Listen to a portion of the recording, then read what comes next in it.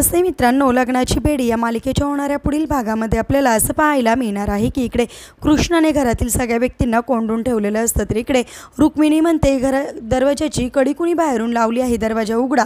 तर इकडे अन्वीसुद्धा म्हणते मामी दरवाजा का लावून घेतला आहे, प्लीज दरवाजा उघडा मामी। तर इकडे ऋतुजा आणि रेश्मासुद्धा अडकवल्या जातात। ती सुद्धा अशा म्हणतात की जर दरवाजा बाहेरून लॉक असेल, जर दरवाजाच उघडला नाही तर आता पूजेला कसं काय आपण जाणार असं म्हणते। तर इकडे शकुंतला घरातील सगळ्या व्यक्तींना शोधते परंतु तिला कोणीच भेटत नाही आणि ती गुरुजींना असं म्हणते की आम्ही सगळीकडे सगळ्या माणसांना शोधलं पण घरात एकही माणूस दिसत नाही, आमची सुनबाईसुद्धा सापडेनाशी झाली।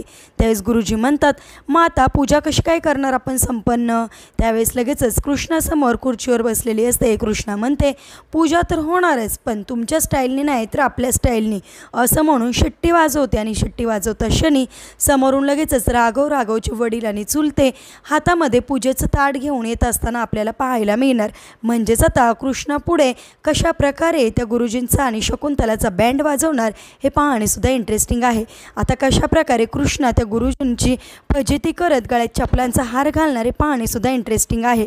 असेच मालिकेच्या पुढील अपडेटसाठी तुम्ही आपल्या रंजक मराठी चॅनलला नक्की सबस्क्राईब करा। थँक्यू।